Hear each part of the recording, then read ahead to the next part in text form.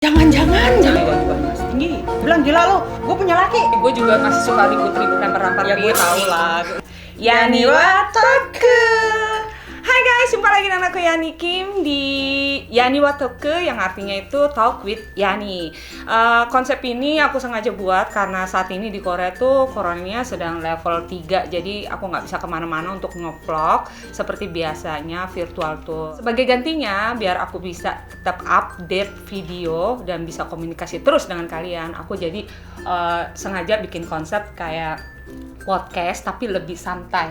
Jadi kayak bisa chit-chat aja sama teman dekat ataupun orang-orang yang mau berbagi pengalamannya langsung selama dia tinggal di Korea. Tapi konsepku ini aku hanya memanggil mereka-mereka yang berani cerita apa adanya selama dia tinggal di Korea tanpa ditutup-tutupin gitu loh. Oke guys, kali ini aku ngundang salah satu temen deketku, bener-bener deket karena aku tuh kenal sama sebelahku ini tuh dari sebelum nikah sampai kita punya anak.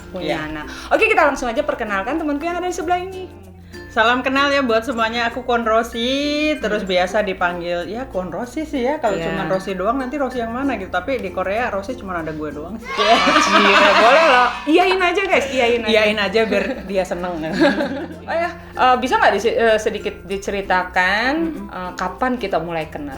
Biar teman-teman tuh lebih tahu sedekat apa sih antara gue sama lo. Tuh, oke.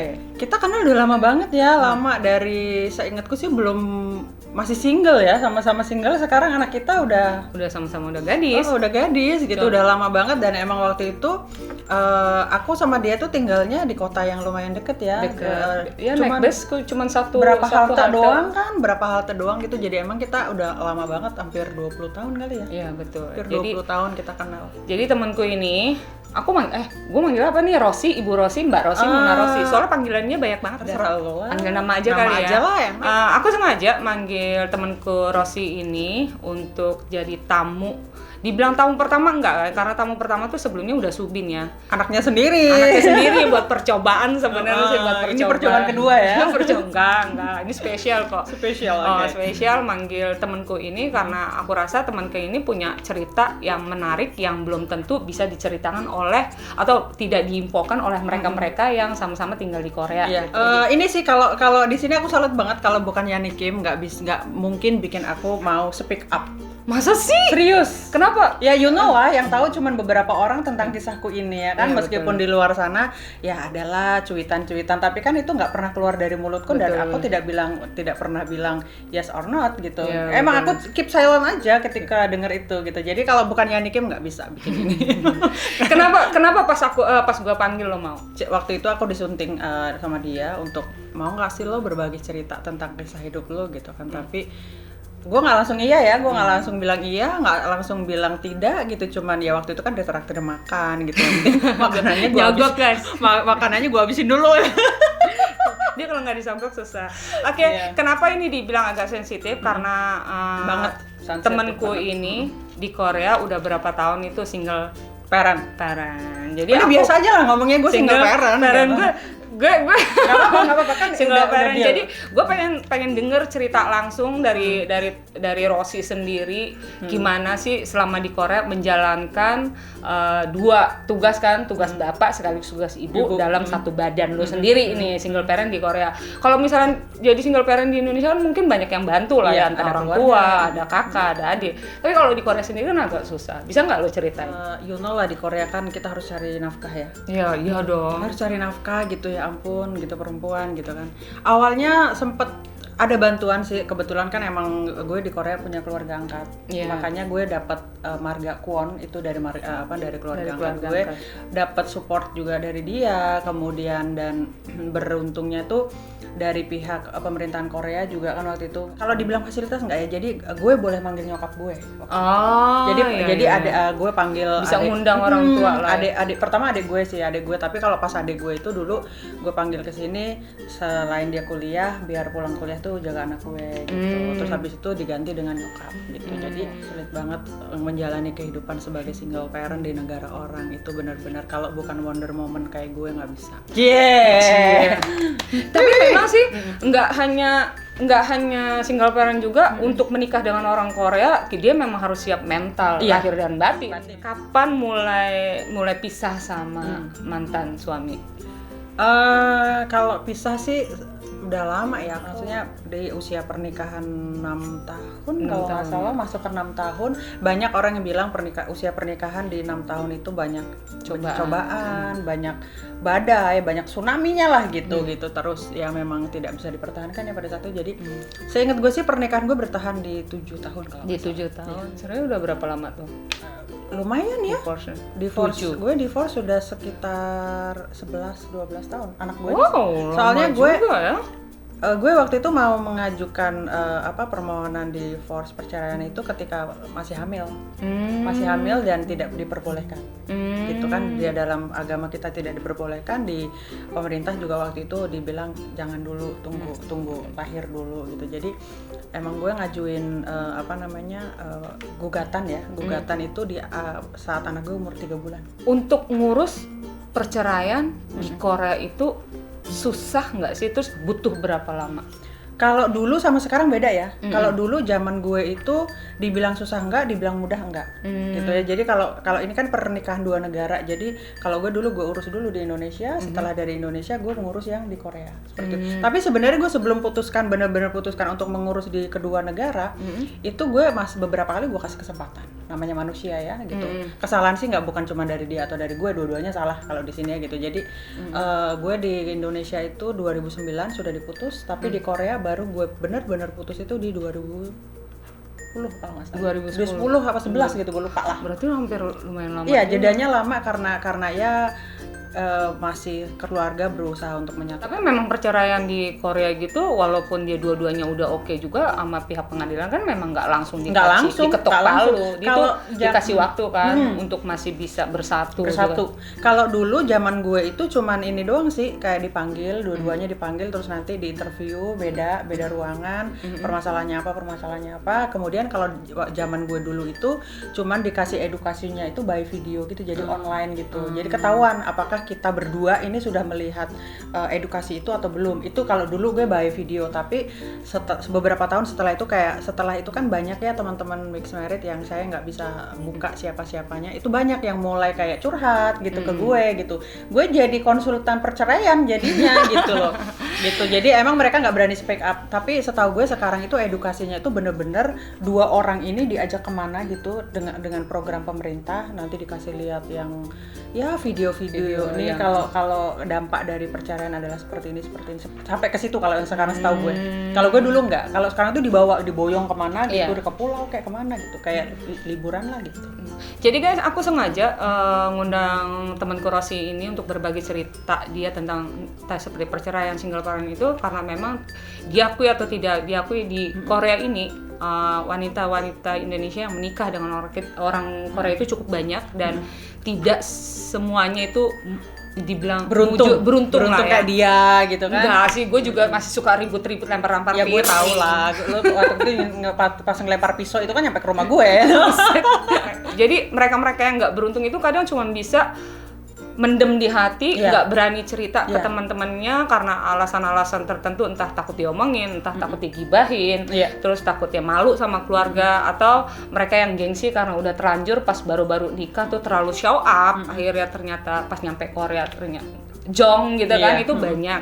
Ya, jadi biar mereka tuh berani speak up bahwa yang namanya perpisahan itu bukan hal yang buruk gitu. Kalau memang itu bisa dilakukan, kenapa tidak, daripada sakit hati sendiri akhirnya jadi penyakit. Betul. Kalau gue sih sekarang berani speak up kayak gini ya, mulai berani ngomong. Lo tahu sendiri waktu gue cerita sama lo jangan bilang sama siapa-siapa, sampai gue ancem kan gitu. Jadi yang tahu tuh cuma beberapa orang. Jelasin dong, jelasin dulu dong. Kenapa di sekitar lo cowok-cowok semua, takutnya ntar disangka kerjanya dia sih, jangan gitu kan. Jelasin ke mereka kenapa pekerjaan lo itu dikelilingi laki-laki. Gini, jadi kerjaanku di Korea ini mungkin fansnya dia, gue bilang bisa panggil fans lo kan? Enggak dong, fans dia artis loh, dia artis. Lebih enak kalau gue mah apa sih, serpihan kardus gitu. Jadi gini ya teman-temannya Yani Kim, kalau di Korea ini pekerjaanku memang dekat dengan dunia PMI, pekerja migran Indonesia, dan memang aku kan jadi trainer Korea, interpreter di sana. Dia ada 8 tahun lah ya. 8 tahun. Terus saat ini kan jumlah pekerja Indonesia di Korea itu hampir 38 atau 39.000 orang. Dan aku yakin semuanya tuh kenal gue pada saat ini ya, tapi karena sudah berhenti ya dari pekerjaan itu. Belum lama kok berhentinya juga. Belum lama berhenti, jadi memang duniaku tuh dunia laki-laki. PMI yang kesini tuh kan bisa dibilang 90% semuanya laki-laki. Terus gue juga termasuk zaman itu aktif ya, kayak di paguyuban, terus di komunitas-komunitas Indonesia gitu, dan semuanya itu memang laki-laki gitu loh. Kalau kenapa gue nggak berani speak up dan hanya bicara dengan orang-orang terdekat, ya you know lah, orang-orang kita itu kan meskipun tinggal di Korea gitu, mindsetnya juga nggak semuanya berubah kan. Lo bukannya jiwa gibahnya masih tinggi. Gue baru mau nanya, bagaimana pandangan orang sekitar lo pada saat tahu lo tuh single parent atau sudah pisah sama Nggak ada yang tahu kan? Nggak ada yang tahu. Nggak ada atau yang maksudnya orang Korea di sekitar kamu tuh nggak? Kalau orang Korea di sekitar gue, jujur sih baru keluarga angkat ya, keluarga angkat yang tahu. Terus emang gue bener-bener beraniin diri di kantor gue yang baru sekarang. Dari awal gue udah bilang kalau gue single parent, gue punya anak. Jadi kalau ada apa-apa yang terjadi, dan lo tahu anak gue baru kecelakaan juga kan. Jadi kalau misalkan tiba-tiba gue harus pulang dan lain sebagainya, mereka harus pahami. Kalau lo mau terima itu, gue masuk. Kalau enggak gitu. Karena kan di kantor gue yang sekarang gue nggak ngelamar tapi dilamar gitu. Jadi sok-sokan banget gitu loh. Gitu. Jadi intinya gitu sih, nggak mau ceritanya itu takutnya. Masa sih di sekitar lu yang orang Indonesia walaupun kan udah tinggal di Korea masih suka ngegibahin. Setidaknya kan bukannya pikirannya udah terbuka. Gue pernah salah cerita sama orang. Sebenarnya ya, gue nggak mau sebutin siapa ya. Gue pernah salah cerita yang menurut gue sudah dituakan dan lain sebagainya, tapi dia bocor juga ke orang lain. Tapi setelah itu gue tidak mengiyakan, tidak menidakkan, gitu loh. Jadi, ya, jadi kalau misalkan katakanlah yang namanya kegiatan di paguyuban itu buat teman-teman, bayangannya itu seperti ini. Teman-teman di sini tuh kan pekerja semuanya, liburnya Sabtu dan Minggu, kegiatan itu pasti dilakukan di atas jam 9 malam. Betul. Entah itu cuma sekedar meeting dan lain sebagainya. Apalagi kan gue dulu aktif banget ya, kayak MC kan. Lo tahu sendiri kan, kita beberapa kali MC bareng juga kan, latihannya sampai jam berapa ya kan.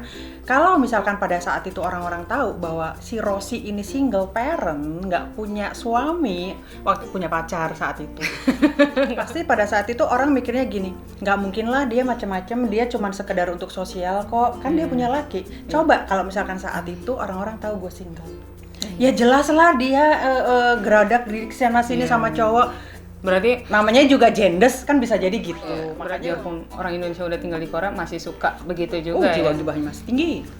Jadi itu sebabnya. Abis ini jangan ngegibahin gue ya. Ini yang nonton yang pernah ngegibahin Rosi, lu disindir nih.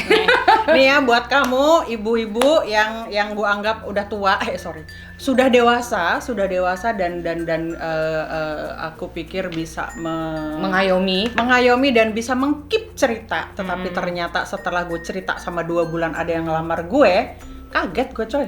Dia bilang, gila lu, gue punya laki. Kata dia, nggak usah bohong kan, kamu single parent. Enggak, gue punya laki, gue bilang gitu. Dari situ gue nggak berani. Ya mungkin ya, jadi laku lah. Itu bukan laku, itu namanya dia memaksakan kayak diri. Bukan, dia kayak iseng-iseng berhadiah gitu loh. Gue nggak mau, gue bukan barang yang bisa diiseng-isengin, dapat syukur nggak syukur. Gue nggak mau digituin. Jadi kan tadi udah cerita punya anak 1. Nah, waktu pisah kan anak masih kecil, belum tahu apa-apa. Pas semakin besar akhirnya dia tahu kan keadaannya sesungguhnya. Itu gimana, dia bisa nerima apa enggak? Awalnya gini sih, awalnya karena memang mantan gue itu kan nggak stay di Korea ya. Jadi gue bilang sama anak gue, papa kamu sekarang lagi di Eropa. Gitu. Memang kondisinya dia di Eropa pada saat itu. Anak gue tuh gue kasih tahu sejak umur 4-5 tahun lah, 4-5 tahun itu juga gue beraniin diri karena gue udah curhat sama beberapa psikiater ya, karena gue kan nggak bisa, gue juga kan bukan psikiater gitu kan, jadi gue konsultasi dulu sama psikiater gimana cara yang tepat untuk gue ngasih tahu anak gue. Ya kalau misalnya sekolahan kan butuh dokumen segala macam gitu, dimana butuh kartu keluarga yang ada nama bapak, nama ibu, itu kalau misalnya udah pisah itu kartu keluarganya bagaimana? Kartu keluarga masih utuh kan? Masih utuh iya, tetap ya? Kan pengambilannya atas nama anak gue. Oh, iya. Jadi cuma kasih tau, iya. Jadi kalau pengambilan suratnya atas nama gue, nama mantan nggak ada. Begitu juga di mantan, tapi kalau pengambilan atas nama anak, 2 orang masih ada. Oh, oke. Ya, jadi ini memang harus ditegasin. Jadi gini guys, kalau di Korea itu ada yang namanya kartu keluarga, ada juga kartu identitas pribadi. Kartu identitas pribadi itu tidak hanya berbentuk KTP, tapi juga berbentuk kayak silsilah keluarganya dia. Jadi kalau misalnya buat mereka yang udah pisah, misalnya kayak temanku ini, kartu keluarganya dia, nama suaminya ada, tapi ada keterangan kalau nggak salah cerai gitu. Pisah nggak ada ya? Nggak ada. Yang aku tahu soalnya yang dulu gitu. Terus kalau misal untuk pribadi anak, identitas anak, walaupun ibu bapaknya sudah pisah, itu tetap dia ada nama ibu, bapak, dan dia, karena anak nggak bisa terluka kan, karena untuk urusan dokumen segala dibutuhan itu tetap harus ada nama kedua orang tua, gitu loh. Itu masih aman lah. Masih aman lah kalau gitu. Terus setidaknya kan yang namanya memilih perpisahan itu bukan hal yang mudah. Apa yang membuat lu tuh benar-benar akhirnya gue yakin nih gue harus pisah sama dia. Setidaknya itu keputusan itu kan nggak gampang gitu loh. Sebenarnya sih gue ngasih banyak kesempatan buat diri gue dan pasangan gue pada saat itu ya. Terus kenapa gue lebih milih yang oke, gue siap pisah. Saat itu gue punya salah satu motivator Korea perempuan. Dia bilang begini, memang bagus seorang anak itu kita besarkan dalam apa namanya keluarga utuh ya, ada ayah, ada ibu. Tetapi kalau misalkan ayah dan ibunya ini setiap hari cekcok, itu malah bikin mental si anak ini tidak bagus. Jadi nanti dia beranggapan bahwa pernikahan itu menyeramkan ini. Meskipun emang gue coba untuk tidak cekcok di depan anak gitu, tetapi ya itu tadi lebih baik memang dibesarkan secara terpisah daripada satu rumah tetapi memang di situ tidak ada keharmonisan lagi. Meskipun kita nggak cocok di depan anak itu bisa merasakan kok. Orang tuanya itu kok nggak ada saling senyum, nggak ada saling ya gitulah, gitu ya. Itu malah sebenarnya merusak mental anak. Terus kalau menurut lo sendiri, kan kenapa gue kasih pertanyaan kayak gitu? Karena untuk memilih perpisahan itu yang pertama mungkin karena bingung nanti ngebesarin anak bagaimana sendiri. Kedua ya mungkin karena gengsi. Kira-kira menurut lo sendiri kan banyak nih yang tadi seperti kita ceritakan bahwa cewek-cewek Indonesia yang nikah sama Korea di sini itu banyak yang nggak beruntung gitu, tapi dia nggak berani ngambil keputusan. Yang menurut lo itu apa yang membuat mereka itu nggak berani mengambil keputusan? Kalau yang selama yang ini terbesar ya, yang konsultasi ke gue lah ya, yang konsultasi ke gue sih mereka lebih yang kayak malu sama keluarga, kemudian malu sama lingkungan. Dan gue sering bilang sih, gue pernah merasakan itu. Jadi sebenarnya sebaiknya kalau memang oke lah, nggak semua orang harus tahu. Paling tidak orang terdekat kamu kan kamu bisa hitung berapa orang sih. Mereka kasih tahu aja gitu. Bahkan ada saat ini yang dia tuh bener-bener sandiwara sampai orang tuanya aja nggak tahu. Oh ya, sedih banget. Ada. Jadi kan gue jadi konsultan perceraian. Ntar gue kalau ada apa-apa gue konsultan. Oh boleh. Jangan. Kan untuk mengambil keputusan itu sangat berat. Akhirnya lu ambil keputusan itu untuk berpisah sama bapaknya anak-anak, mantan. Apa yang bikin lu tuh benar-benar yakin dan kuat mengambil keputusan itu? Kembali lagi ke motivator yang gue ini. Jadi bukan acuan sih sebenarnya, karena gue setidaknya kan itu pertimbangan. Pertimbangan. Jadi buat teman-teman, saya itu bukan orang yang pada saat itu ya, karena ini kan benar-benar usia masih muda saat itu. Tapi gue benar-benar yang ini keputusan yang benar atau tidak. Tapi ada satu kalimat yang disampaikan orang itu di dalam ininya dia ya, di buku, karena waktu itu kan masih belum dan YouTube ya, gue masih baca buku. Dia tuh bilang gini, banyak orang yang mempertahankan pernikahannya demi kebahagiaan anak, tetapi pada akhirnya anak itu akan punya dunia sendiri loh. Sendiri, lo ngerasain kan Subin udah punya dunia sendiri ya, sekarang masih tertolong, ada Mbi yang masih kecil ya kan. Anak itu akan punya dunia sendiri, kemudian mereka akan married, mereka akan punya kehidupan rumah tangga sendiri. Akhirnya yang tersisa siapa? Gue sama pasangan gue itu. Kalau misalkan kita nggak cocok, bagaimana kita akan menghabiskan masa tua kita dengan, mohon maaf, dengan kepura-puraan. Bukan kepura-puraan. Mohon maaf, ini bukan berarti orang yang salah, enggak ya gitu. Jadi orang yang sebenarnya nggak cocok sama kita. Padahal kan tuanya kita tuh mau sama dia loh nantinya. Nah, dari apa namanya, salah satu petikan tulisan seperti itu di buku yang bikin gue, oh iya, anak gue ini nanti akan punya dunia sendiri. Nanti gue hanya tinggal berdua doang loh sama dia. Sanggup nggak gue menghabiskan masa tua dengan orang yang ya pada saat itu gue anggap gue salah pilih. Seperti itu sih. Jadi gue lebih baik gue sendiri daripada ku menangis. Oke, kita udah denger nih ya, kapan kamu nikah, pada saat pernikahan keberapa tahun akhirnya kamu mutus ngambil keputusan, terus pendapat anak gimana. Seperti yang tadi kita bilang tadi kan, banyak orang-orang yang tidak beruntung juga. Menurut ada nggak pesan dan kesan buat mereka-mereka yang punya setidaknya walaupun nasibnya nggak sama banget, tapi punya masalah yang mirip kayak kamu itu, ada nggak pesan-pesan buat mereka? Kalau pesan gue sih gini ya, terutama di dunia pernikahan di beberapa tahun terakhir ini, kalau gue lihat, bukan berarti gue mau ngebungkak apa ya orang-orang yang memang sudah konsultasi ke gue, ada beberapa case yang mereka itu kayak yang sorry buat fansnya Kim Yani mungkin yang punya impian menikah dengan orang Korea itu mereka romantis seperti yang ada di drama dan lain sebagainya. Kalau saya boleh bilang itu cuman sebatas drama. Gitu. Jadi sebenarnya romantisme itu bukan cuma milik orang Korea. Orang Indonesia banyak kok yang romantis gitu loh. Gue juga selalu menekankan itu. Iya, benar. Itu emang benar dan di sini saya adalah pelakunya gitu lah. Bukan berarti ala lo aja yang nggak beruntung gitu, enggak, karena di balik ketidakberuntungan saya ini banyak teman-teman yang sebenarnya konsultasi tapi mereka tolong ya Kak jangan bilang. Salah satu contohnya itu ada yang dia itu emang bener-bener gemar K-pop, drama Korea gitu kan. Jadi dia tuh beranggapan dengan orang Korea hidup gue bakalan bahagia. Mereka tuh romantis, tiap pagi ada morning coffee dan lain sebagainya. Oh my gosh, itu hanya gini. Kalau mau menikah dengan kita sesama orang Indonesia saja, kita beda suku ya. Indonesia itu banyak banget suku kan gitu. Beda suku saja penyatuannya itu lumayan rumit. Menyatukan dua kepala, apalagi Indonesia itu budayanya itu udah beda banget. Betul. Bener-bener different ya budaya Indonesia dengan budaya Korea. Jadi buat mungkin yang sudah menikah, yang punya mimpi pengen nikah bukan hanya dengan orang Korea ya, dengan negara manapun, sebaiknya memang lebih dipelajari lagi sih budaya di sana seperti apa, budaya menjadi menantu di negara itu seperti apa, dan rata-rata tuh banyak yang shock culture gitu. Iya, betul, banyak aja. Sebenarnya banyak sih yang cerita juga ke gue, bahkan ada yang minta tolong langsung.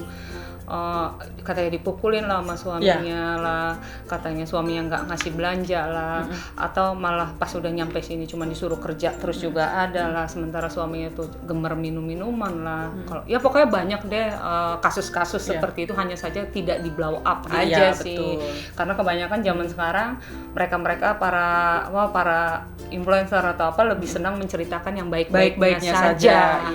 Bahkan itu aku sangat menyayangkan kenapa nggak balance gitu, bahwa di Korea itu ini gue balancein. Iya, bahwa di Korea itu sebenarnya tempat tinggal manusia juga, di mana ada suka ada dukanya juga. Ya kan, nggak semuanya tuh seneng gitu. Kalau bisa sih anak muda Indonesia itu jangan selalu dicekokin yang enaknya aja gitu loh. Betul. Jadi akhirnya dia lupa sama budaya sendiri, terus-terusan mengagung-agungkan Korea. Ya, kita aja yang tinggal di sini selalu menyayangkan gitu loh. Cuman ya kembali lagi kepada mereka juga. Cuman inti dari cerita ini adalah bahwa kalau seandainya kalian punya cita-cita ingin menikah dengan cowok Korea, itu silakan banget. Namanya mimpi bisa apa aja kan. Hanya saja siapkan mental, siapkan batin, dan yang namanya budaya itu perbedaan itu pasti ada. Ada orang Korea yang seandainya baru kenal, baru misalnya jatuh cinta, iya aku akan mengerti budayamu, iya aku akan masuk ke agama. Itu karena pada saat baru menikah, lagi jatuh cinta.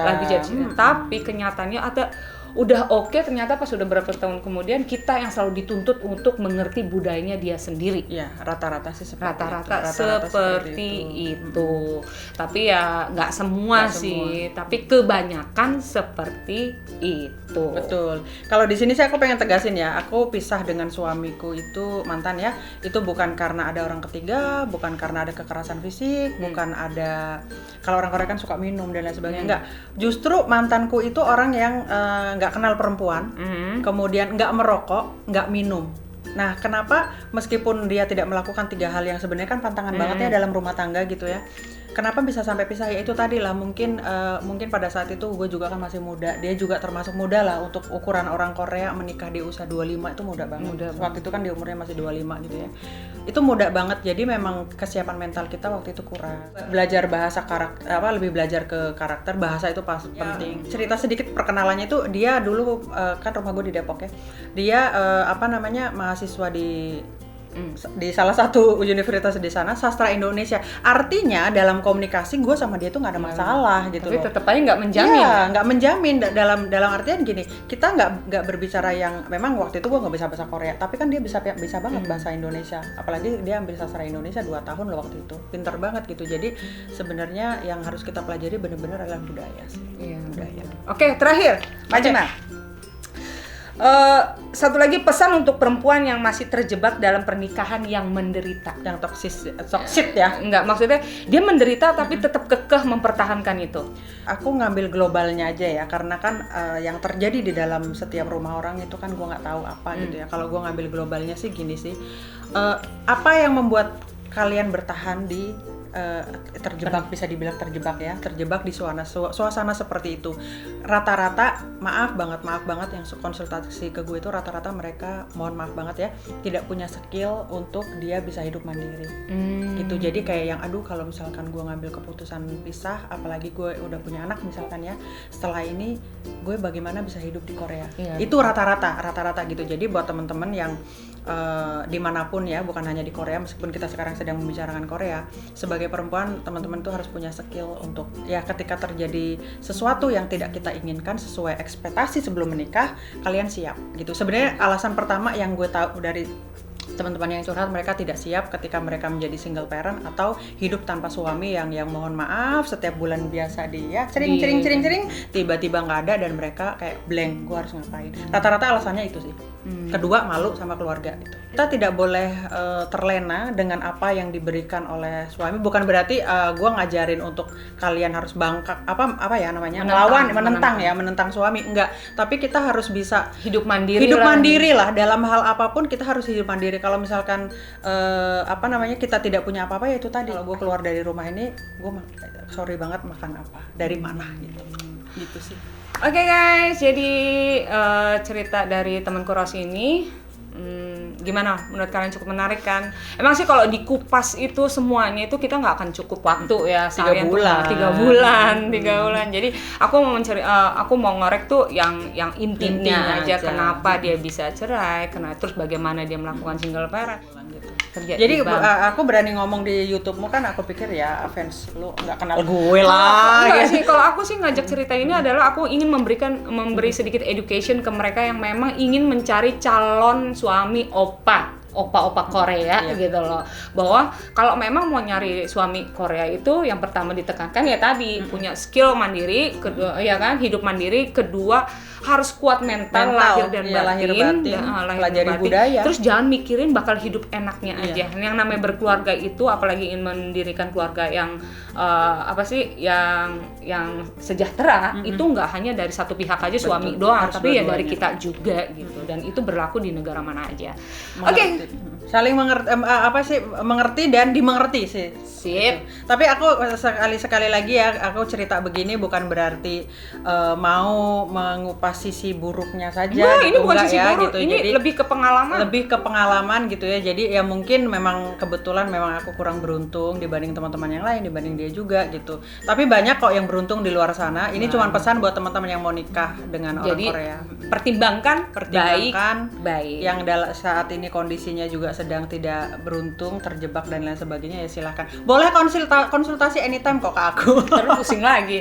Oke guys, sampai di sini perbincangan aku dengan temanku Rossi. Kalau kalian punya Kak tolong dong cari teman yang bisa menceritakan ini, kalian bisa komen di bawah video ini. Tapi untuk bisa jadi tamu di sini itu adalah mereka yang tidak terkenal, maksudnya tidak dikenal sih ya, lebih ke bukan influencer ya, tapi yang berani menceritakan pengalaman sebenarnya tinggal di Korea. Jadi sama-sama kasih education. Jadi nggak ditutup-tutupin. Karena kupas tuntas.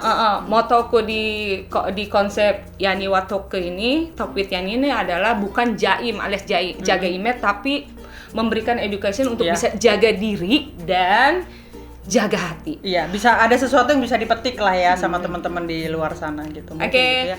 Sampai jumpa lagi di episode cerita selanjutnya. Yani Watoke. Annyeong.